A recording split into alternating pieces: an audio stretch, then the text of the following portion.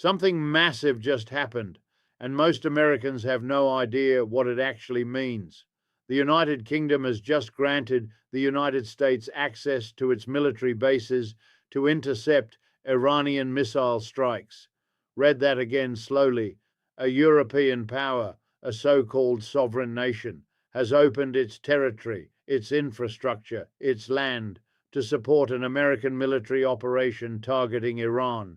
Now ask yourself the question that the mainstream press refuses to ask.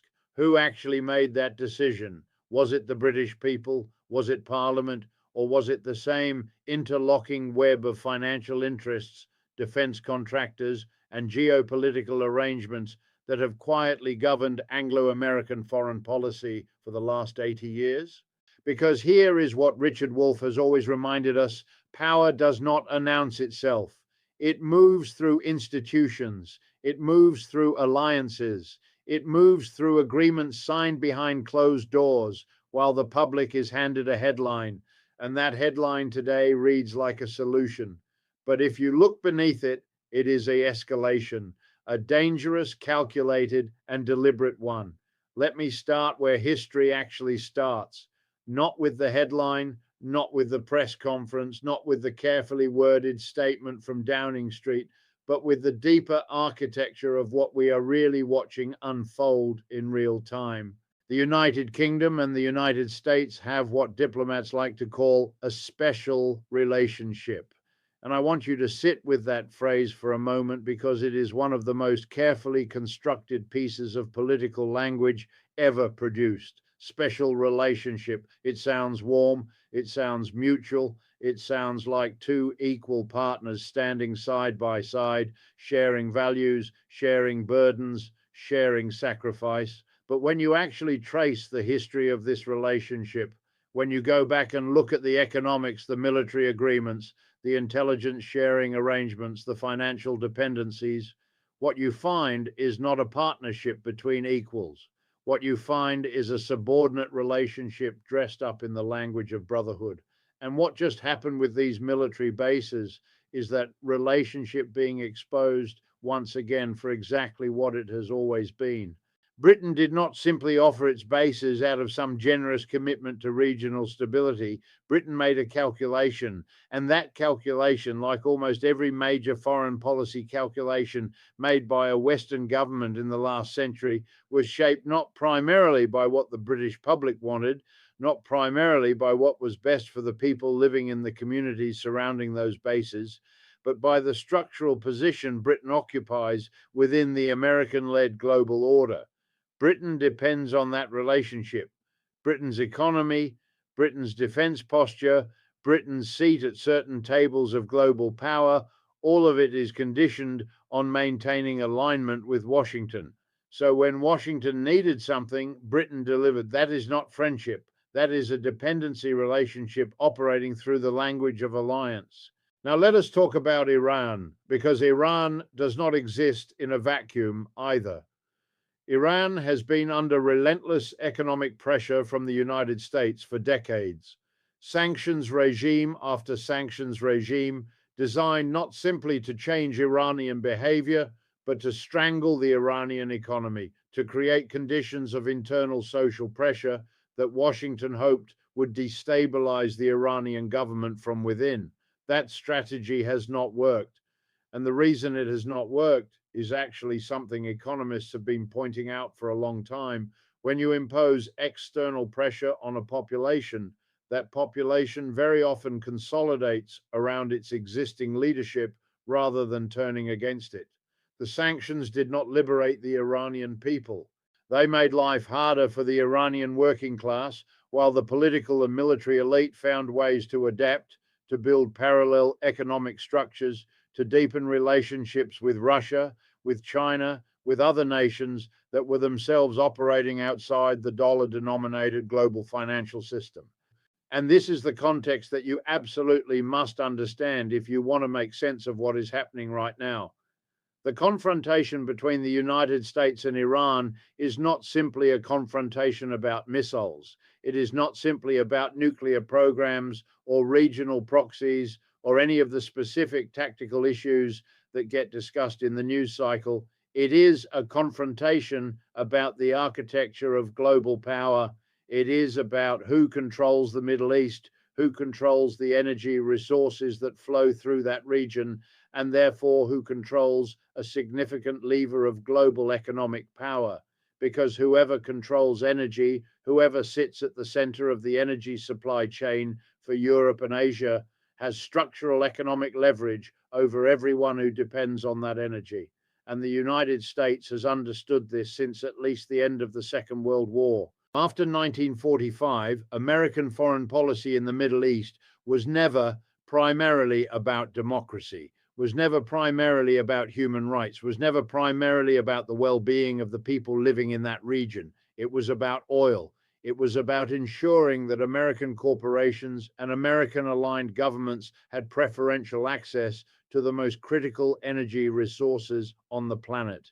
And every intervention, every alliance, every military arrangement that followed, from the overthrow of Mossadegh in Iran in 1953, engineered by American and British intelligence, to the support for the Shah, to the arming of Saddam Hussein during the Iran-Iraq War, to the Gulf War, to the Iraq War, to the proxy conflicts in Syria and Yemen. Every single one of these has to be understood within that larger framework, not as isolated events, not as responses to particular crises, but as expressions of a consistent, long-running strategic logic that is about maintaining control over the resources and the geography that underpin American economic and military dominance. Iran, for its part, has been trying to break out of that framework, not because the Iranian government is virtuous. I am not making an argument about the moral character of the Iranian state, but because from the perspective of the Iranian leadership, the American-led order is the thing that has been strangling them. The sanctions, the regime change attempts, the support for opposition movements, the military encirclement through American bases in Iraq, in the Gulf states, in Afghanistan for 20 years, all of it has been experienced in Tehran as an existential threat. And when states experience existential threats, they do not simply capitulate. They develop asymmetric responses. They develop missile programs. They develop regional proxy networks. They develop relationships with other powers that can provide them with protection and economic lifelines. This is not ideology. This is the logic of survival operating within an unequal international system. Now, when we bring the United Kingdom back into this picture, we need to understand what role Britain is actually playing, because Britain, remember, was itself a colonial power in the Middle East. Britain drew those borders. Britain made those arrangements. Britain created many of the conditions, the artificial states, the imposed monarchies, the resource extraction agreements that still shape the political economy of that region today. And when Britain allows American forces to use its bases in this confrontation with Iran, Britain is not a neutral party stepping in to keep the peace. Britain is a historically implicated actor whose entire modern relationship with the Middle East is rooted in imperial extraction and political manipulation. That history does not disappear because you put a different flag on the base or change the name of the operation. And I want to be very direct about something that gets consistently avoided in mainstream American coverage of these events. The American working class, the people watching this right now, the people who are working 2 jobs to keep their families housed and fed, the people whose children are the ones who end up in the military when there is a conflict, those people have not been asked whether they support this. They have been told what is happening after the fact, through a headline that frames it as defensive, that frames it as stopping missile strikes, that uses the language of protection and security to describe what is, in structural terms, a continuation and an escalation of a decades-long campaign of pressure against a country that has never actually attacked the United States on American soil. Think about what we are being asked to accept here. We are being asked to accept that deploying American military assets from British bases to intercept Iranian missiles is simply a defensive maneuver. But ask yourself, why are there Iranian missiles in this equation at all? What is the chain of events that produced a situation in which Iran is either firing missiles or threatening to fire missiles in the first place? Because that chain of events runs directly back through American foreign policy decisions, the killing of Iranian General Qasem Soleimani in a targeted assassination ordered by an American president, the tearing up of the nuclear deal, the maximum pressure campaign, the sustained effort to isolate and destabilize the Iranian government. You do not get to create the conditions that produce a confrontation and then present your military response to that confrontation as purely defensive. That is not analysis, that is propaganda. And this is where the economics become so important to understand, because the economics are almost never talked about in the mainstream coverage of these military and geopolitical events. What does a sustained military confrontation with Iran actually cost? Not just in terms of lives, though that cost is enormous and should never be minimized, but in terms of dollars, in terms of the financial resources of the American state, in terms of what gets spent on military operations abroad and what therefore does not get spent on healthcare, on infrastructure, on education, on the material conditions of life for working people in the United States. We have been spending on war and military operations in the Middle East for over 2 decades in ways that have produced enormous profits for defense contractors, enormous profits for the financial institutions that manage the debt instruments through which those military expenditures are financed, and have produced almost nothing of tangible value for the vast majority of American people. The roads are still crumbling. The health system is still a catastrophe by any comparative international standard.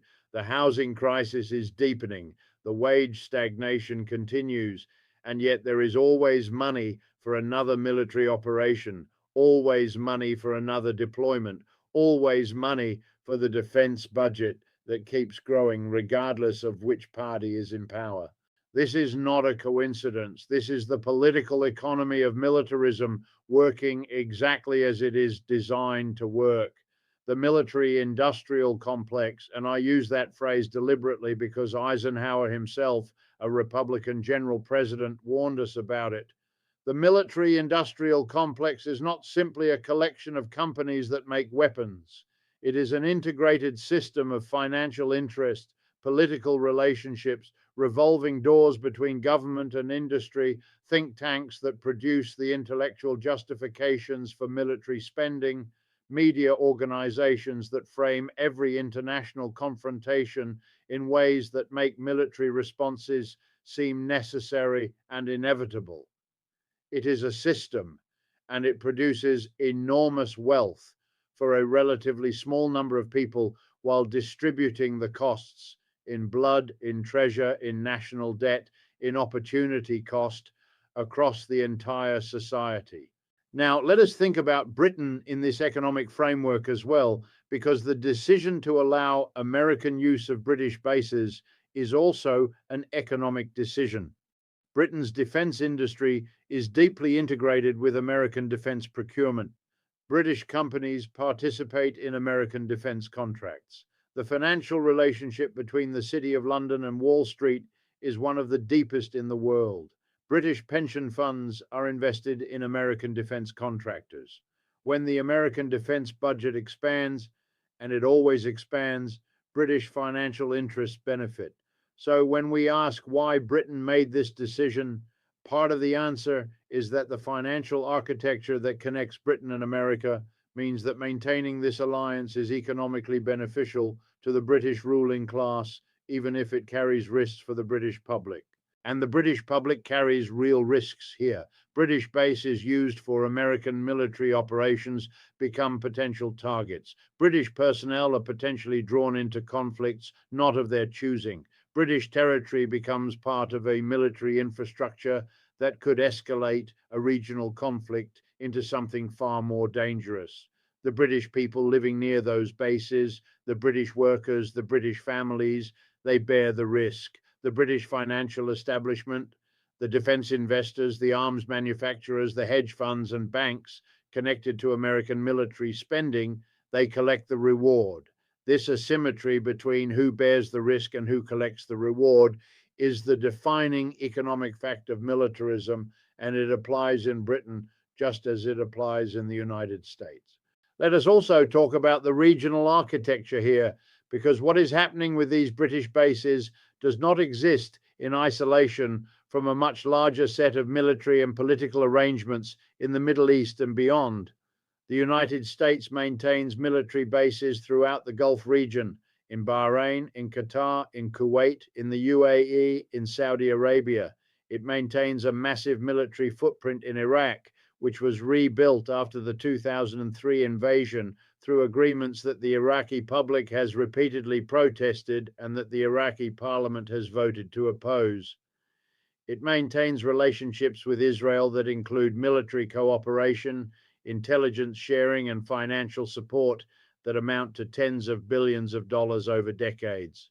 The American military presence in this region is enormous, and it is maintained through a set of arrangements with local governments, governments that are often not democratic, often deeply repressive toward their own populations, because those governments serve American strategic and economic interests. And Iran sits in the middle of all of this, surrounded by American military presence, watching American weapons flow to its adversaries, experiencing the economic devastation of sanctions. And yet somehow the narrative that gets presented to the American public is that Iran is the aggressor and America is the defender.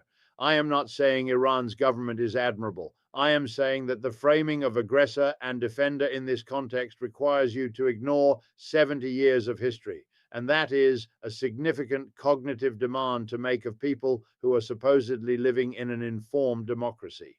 Because democracy requires informed citizens. Democracy requires that the people who bear the costs of foreign policy decisions, the soldiers, the taxpayers, the communities, actually understand what is being done in their name and why. And what we have instead is a media environment that delivers headlines and press conference statements and military briefings without the historical context, without the economic analysis, without the honest accounting of who benefits and who pays. And in that environment, decisions about war and peace get made by a very small number of people for reasons that are only partially disclosed, and the rest of us are presented with a fait accompli and asked to support our troops and trust the process.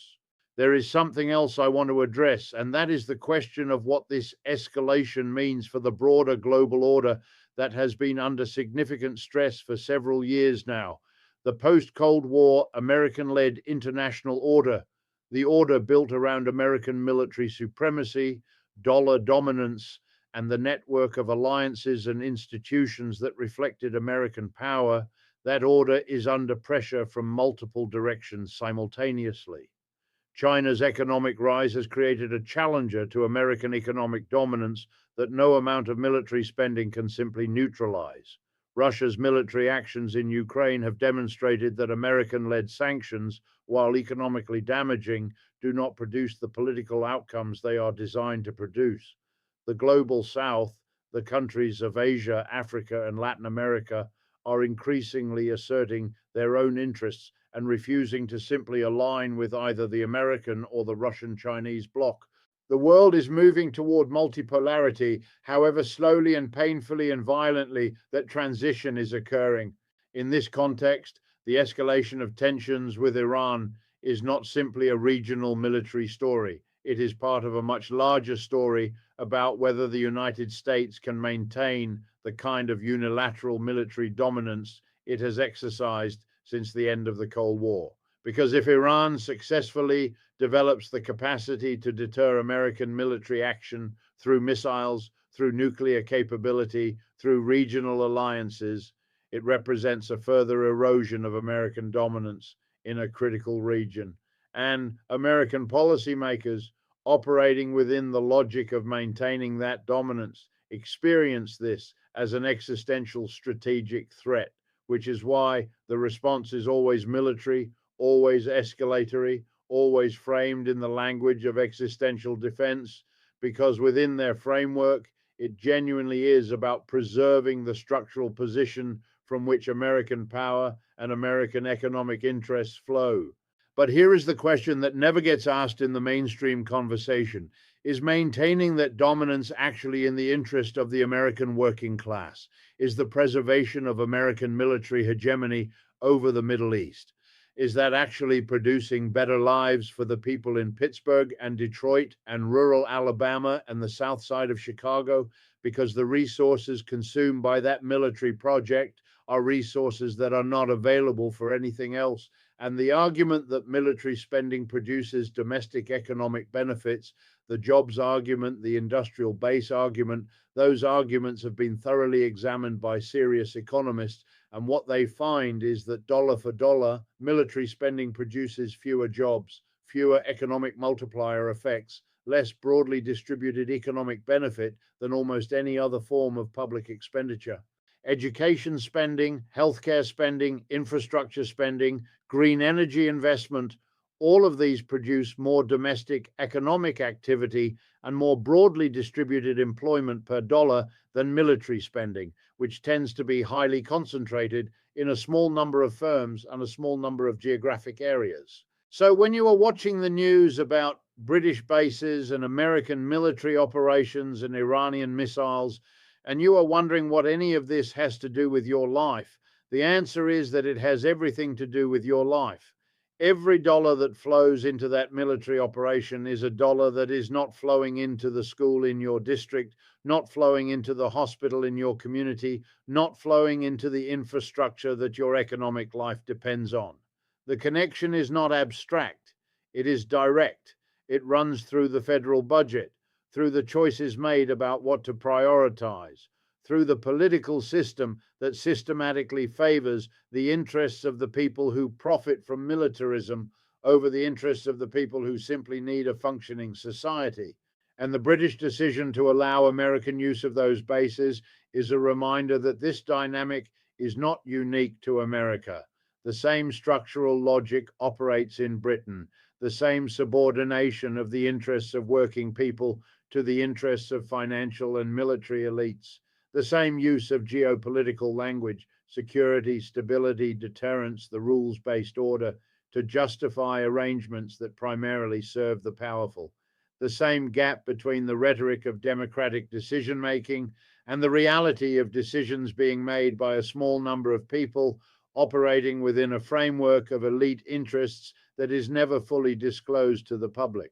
What we are really watching when we watch these headlines unfold is the management of empire, the management of a global system that was constructed to serve particular economic interests that is now under structural stress from multiple directions. And that is being defended through military means because the people who benefit from it have no interest in transforming it through democratic or economic reform. They will spend whatever it takes, deploy wherever it takes, escalate however far is necessary to preserve the system from which their wealth and power derive. And they will do all of this in the language of freedom, of security, of protection, of defending the rules-based international order, right up until the moment when those words can no longer cover the reality of what is actually happening. That is what is happening right now. That is what these bases represent. Not a defensive maneuver, not a limited operation to intercept some missiles, a continuation of the project, a reassertion of the logic, another chapter in a very long story about who controls the world's resources, who profits from that control, and who pays the price for maintaining it. The American people deserve to understand that story in full. They deserve more than a headline. They deserve the history, the economics, the honest accounting of interest that this moment represents, because without that understanding, they cannot make real democratic choices about the direction of their country. And without real democratic choices, they are not really living in the democracy they have been told they inhabit.